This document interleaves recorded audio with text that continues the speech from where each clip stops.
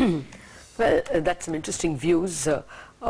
Let's shift back to earnings. L&T Technologies posted mixed or rather a downbeat set of earnings in the fourth quarter, with constant currency growing, but currency impacted the rupee revenues and the margins. In fact, margins down by about 200 basis points. Let's get across to Keshab Panda, the Managing Director and CEO of L&T Technology Services. He's joining in now. Mr. Panda, despite a strong constant currency revenue growth, 3.1% quarter on quarter, margins have dropped 150 basis points to be precise. If you could tell us what led to this and what's the outlook on margins? You know, operating margin, when you look at it, you know, dollar to rupee has impacted the top line itself is $2.7 million. If you see the March suddenly, you know, dollar to rupee changing suddenly, and that has impacted today. Total revenue we did, what you see in our press release, it would have gone up by $2.7 million more than what we reported, right? So if that revenue number would have been this, you know, 2.7 million more than that, you would have got a margin same age or better than what we got in quarter 3. So on the EBITDA point of view, operating margin point of view, there is no operation change or inefficiency in the operations.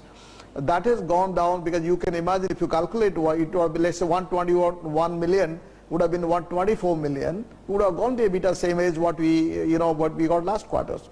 So I would say it is all the impact, whether net margin or the operating margin, more on the dollar rupee in the currency impact than anything else.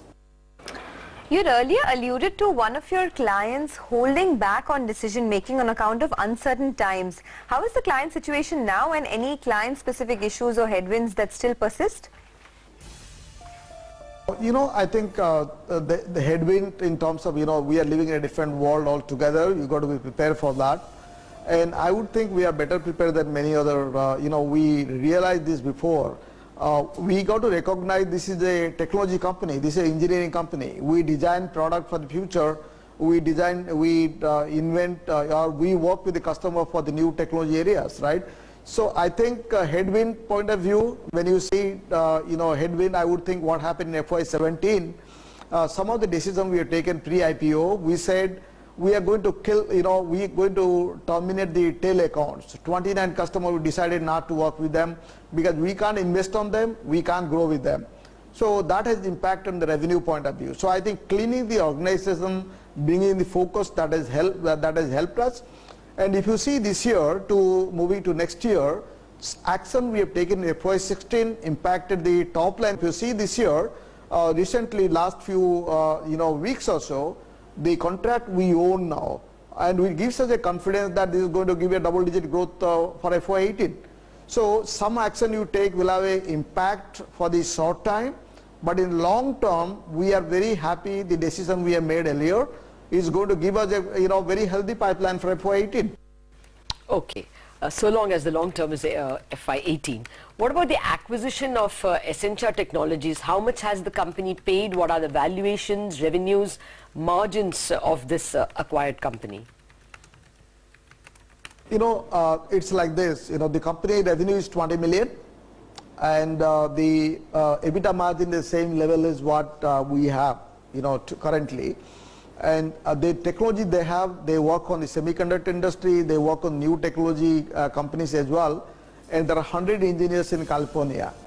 The company, valuation of the company is 27 million.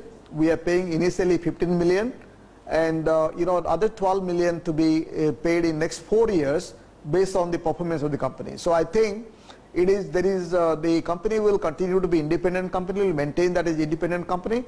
And the CEO and 3 senior leaders will continue to manage the company. We'll have a board which will, you know, overlook and give the strategy for the company for the growth. So I think that's where we are. Okay. What is the deal pipeline looking like right now? You've been awarded a significant deal which is in the final stages of closure. Can you just give us some more details on what the size of this deal is? How many more deals are you chasing at the moment? I think there are a few deals we won recently. I think there are 3 of them you see there in the press release we have given. One deal is already signed, and that deal has been signed, and we start you know, getting revenue this quarter itself. And the biggest deal which we have, we have been awarded the biggest deal. That revenue, maybe it will come from Q2 onwards. So, looking at what wins we had recently, it gives me a confidence that we should be able to get a double-digit growth next year, FY18. Unlike this year, we should do better than what NASSCOM estimation is for the FY18. We should be able to do that looking at the deals on hand. Not, this is in addition to the Essentia, the company we acquired. This is the deal we own should give us double-digit growth. Okay, double-digit growth. Thanks a lot for joining us. But let's get back to the markets now, not the equity markets, which is doing very